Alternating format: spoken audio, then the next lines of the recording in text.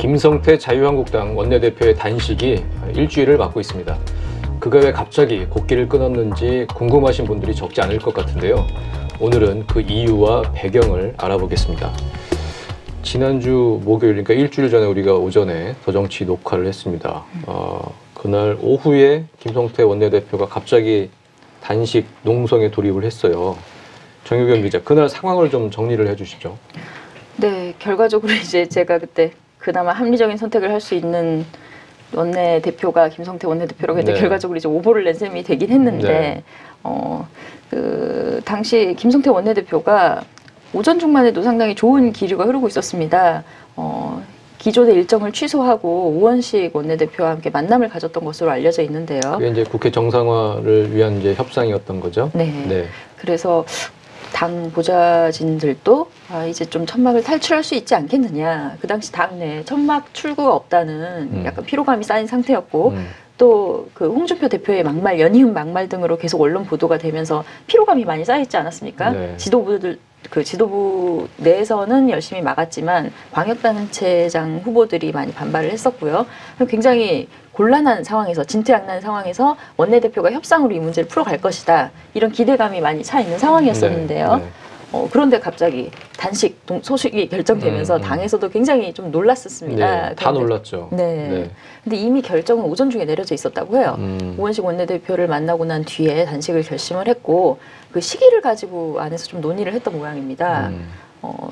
결국 이제 민주당이 요구하는 특검안이 우리가 받을 수 없다. 야당 쪽에서는 받을 수 없다. 이런 결론을 내리고 바른미래당도 이제 강경투쟁 노선을 굳히고 있는 상황에서 제1야당으로서 네. 좀 이 돌파구를 어차피 강경 노선으로 각을 세운다면 좀 더 강하게 밀고 나가야 되지 않겠느냐 이런 결심을 김성태 원내대표가 한 것이고 그 당 지도부 의원들이 말리는데도 불구하고 혼자 단식 투쟁을 결심한 것으로 이렇게 알려져 있습니다. 예.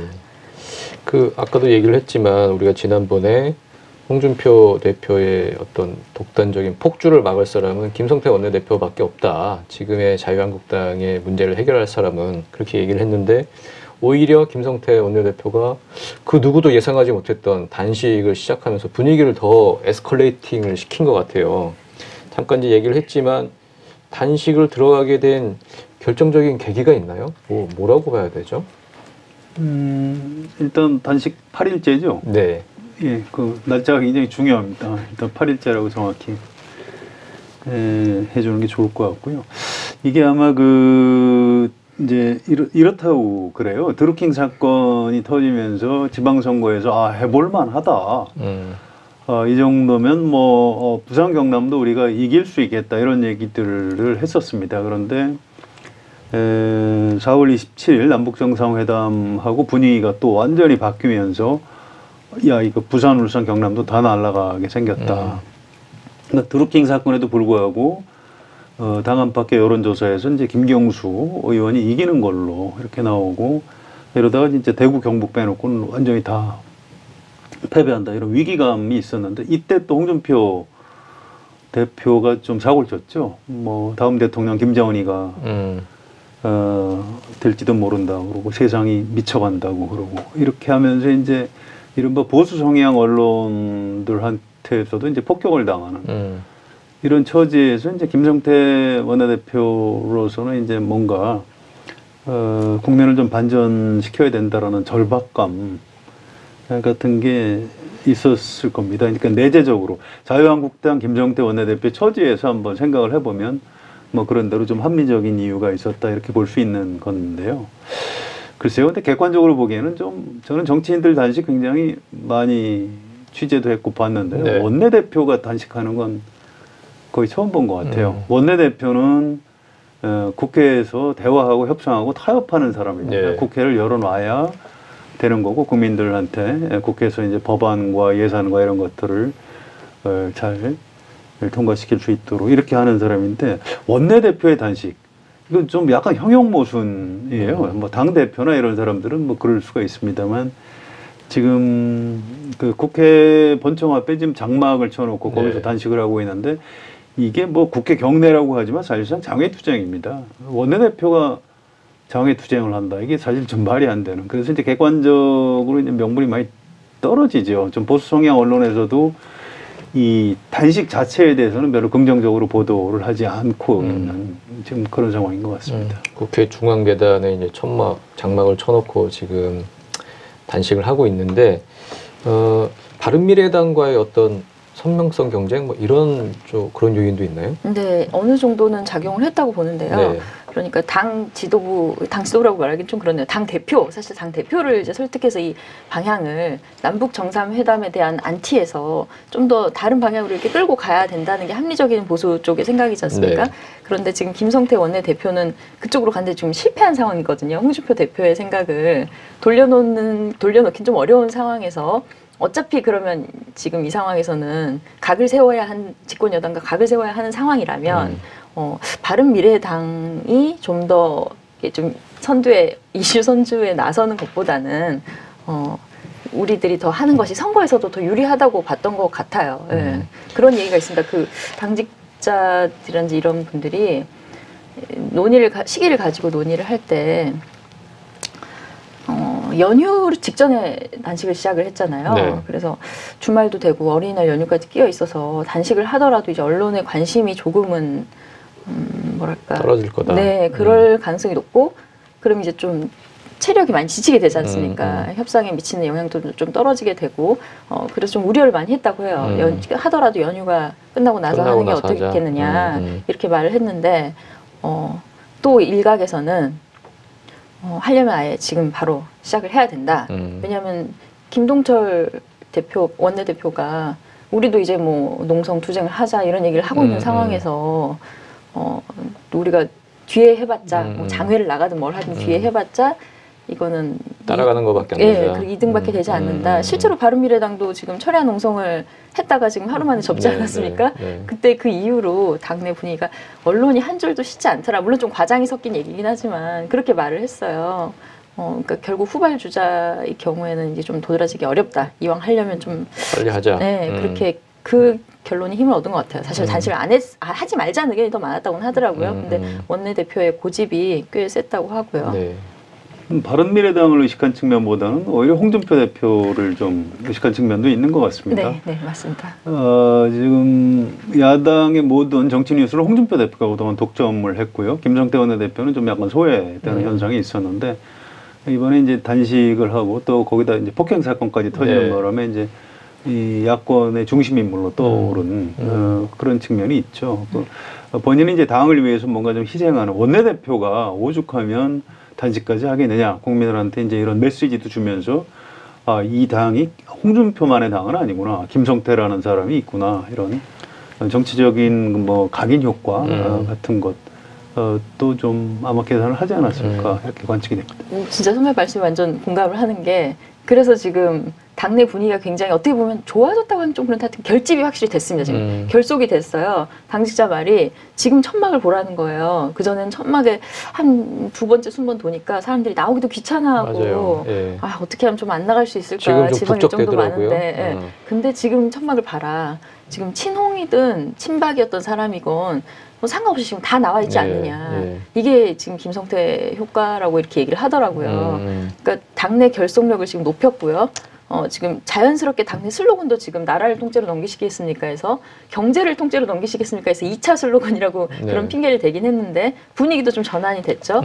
그래서 지금 차기 가장 유력한 당대표 후보가 아니냐라는 얘기까지 나오고 있고 지금 다친 김성태가 멀쩡한 홍준표를 살렸다 이런 기사 제목도 화제가 됐었거든요. 그래서 아마 홍준표 대표로서는 본인이 위기에 처하게 한 상황에서 김성태 원내대표가 살신성인의 자세로 이렇게 희생적으로 살렸다는 그런 이미지를 덮어쓰는 것에 대한 부담감도 있지 않을까 하는 생각이 듭니다.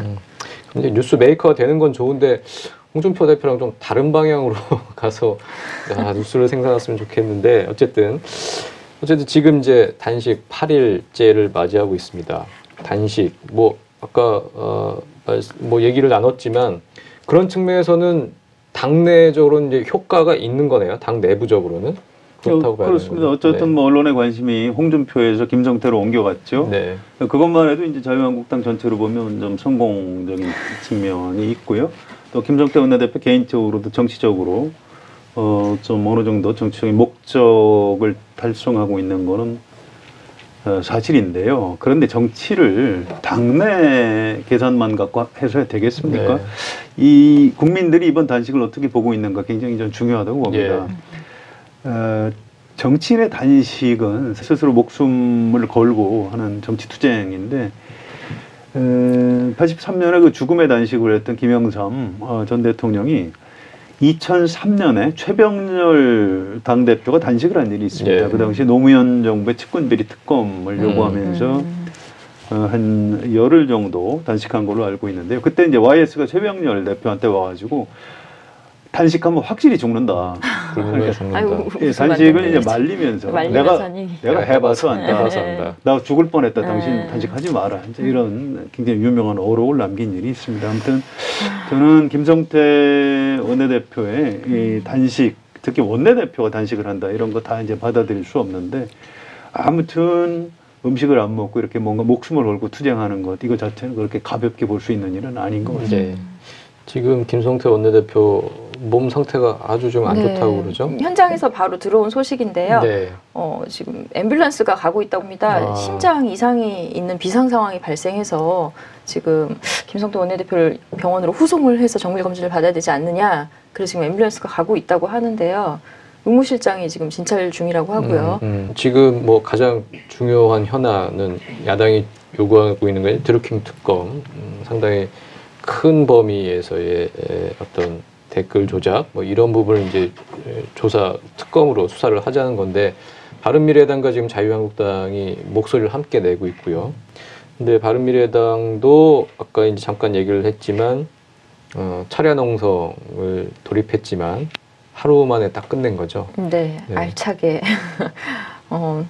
더 이상 철야 농성을 해봤자 이렇게 딱히 효용도 있을 것 같지 않고 협상도 지금 굉장히 고착 상태에 접어든 상황에서는 선거에 집중하는 것이 낫다 이런 결론을 내렸다고 하고요.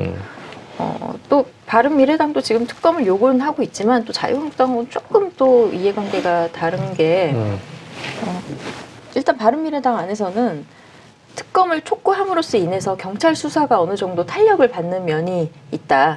그것만 해도 어느 정도의 일단 지금 상황에서는 성과라고 생각을 한다. 이런 입장도 꽤 강하다고 해요. 네. 그리고 이런 장외 농성이라든지 강경 투쟁에 대해서 약간 회의를 갖고 있는 움직임도 꽤 있고 해서 이 정도 선에서 지금 정리하는 것으로 합의가 됐다고 합니다.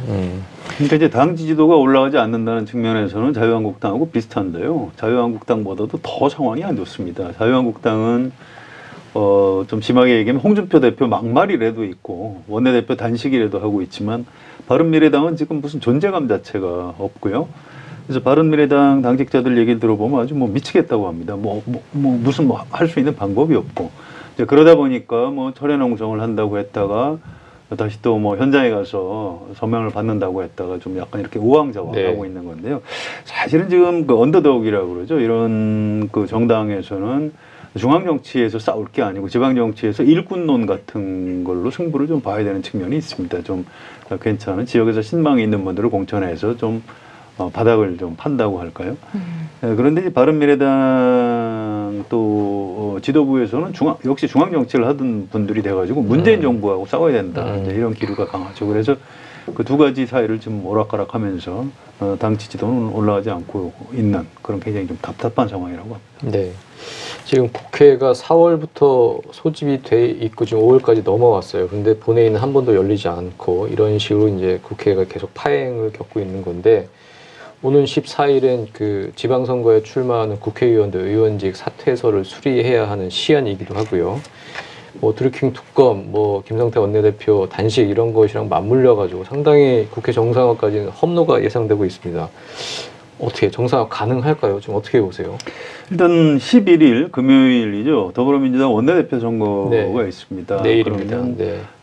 더불어민주당의 새 원내대표 지금 노웅래 의원하고 홍영표 의원 두 사람이 나왔는데요. 여기서 당선되는 사람이 곧장 야당과 이제 협상에 나서야 됩니다. 어쨌든 협상의 주체가 바뀌었기 때문에 좀 계기를 마련할 수는 있고요. 또 지금 국회 상황을 청와대에서 더불어민주당 특히 원내대표한테 일임하고 있는 상황입니다. 그래서 더불어민주당의 새 원내대표가 어느 정도 좀 양보한 또 협상력 같은 걸 발휘할 수 있을지 이런 것들을 좀 봐야 될 것 같습니다. 그런데 자유한국당 입장에서도 계속 이렇게 뭐 슈퍼특검, 대통령까지 수사할 수 있는 아주 막강한 특검을 요구하는 게 과연 정치적으로 이득인지 계산을 다시 해봐야 됩니다. 더불어민주당 원내대표가 바뀌는 계기를 잡아서 좀 제한적인 특검이라도 특검 도입에 우리가 성공했다라고 국민들한테 성과를 좀 홍보하면서 이제 지방선거 국면으로 전환하는 게 자유한국당으로서도 지방선거를 치르기가 좀 더 나을 가능성이 있는 거죠. 그래서 제가 보기에는 14일 날 이제 의원직 사퇴서 처리야 뭐 국회의장이 알아서 하겠지만 그 이후라도 막판까지 가면 그래도 뭔가 좀 특검 타협이 이루어질 가능성이 여전히 좀 있는 것 같습니다. 그런 어떻게 출구 전략을 찾는 분위기가 있나요? 자유한국당에서? 지금으로서는 좀 어렵지 않을까 하고 저는 이제 현장에서 느끼는 느낌은 조금 여전히 강경하고. 네, 약간 그랬는데요. 뭐 물밑 협상까지는 뭐 어떻게 될지 모르겠습니다만 이 현장에서는 이게 물론 저는 이제 야당을 출입하다 보니까 주로 너무 민주당 쪽에 강경하다. 이거는 아마도 뭐 청와대의 이중 플레이가 아니냐 뭐 이런 주장까지 일부 의원들은 하고 있더라고요. 그러니까 일임한다. 사실상 청와대가 막고 있다. 네, 일임한다고 해놓고. 하면서 뭐 오더를 주지 않으니까 그러니까 하지 말란 얘기 아니냐 이런 식으로까지 얘기를 한 상황이고 그런 갈등의 골이 깊어서 모르겠습니다. 현장에서는 지금 상당히 어려운 이러다 5월 진짜 아무것도 못하고 가지 않을까 하고 생각이 들긴 하는데요. 정치란 게 참 알 수 없더라고요. 그게 협상 카드일 수 있으니까요. 그죠? 아무튼 이제 그 전국 단위 선거에서는 사실은 이제 정권을 잡고 있는 쪽에 대한 심판론으로 이제 치르는 게 이제 야당의 전통적인 선거 운동인데요. 지금 분위기에서는 북미 정상회담이 곧 열릴 것 같고요. 네. 또 문재인 대통령 지지도가 떨어지지 않을 겁니다. 네. 이런 상황에서 잘못하면 야당이 특검을 가지고 이른바 땡깡을 부린다. 또 홍준표 대표가 막말하고 너무 무리한 요구를 한다 해서 이른바 자유한국당 심판론 또 홍준표 심판론 이런 구도가 형성이 될 가능성이 있습니다. 이렇게 되면 중도층에 있는 유권자들이 뭐 민주당으로 옮겨오지는 않겠지만 자유한국당을 전통적으로 지지하던 유권자들이 투표장으로 가지 못할 가능성이 있는 거죠. 이제 그렇게 되면 참패하는 겁니다. 그런데 이제 선거를 여러 번 치러본 자유한국당의 전략가들이 이런 포인트를 모를 가능성이 없고요. 그래서 저는 강대강으로 갔다가 결국 막판에는 좀 어느 정도 정치적으로 타협할 가능성이 있지 않나 아직. 그랬으면 좋겠습니다. 그렇죠. 언제까지 지금 뭐 천막을 치고 그렇게 네. 농성을 할 수는 없으니까요. 네. 사실은 지금 지역 내려가서 선거 뛰어야 되는 상황인데 네, 지금 맞아요. 그럴 수는 없는 거죠. 네. 네. 김성태 원내대표 그 단식 이틀째 한 시민한테 폭행까지 당했죠. 이런저런 일로 언론의 주목을 받긴 했는데 국민들의 마음까지 얻게 됐을까요? 몸 상태가 많이 안 좋다는데 어서 단식을 중단하고 온전한 몸으로 협상 테이블에 앉기를 바랍니다. 더정치 오늘은 여기까지입니다. 감사합니다.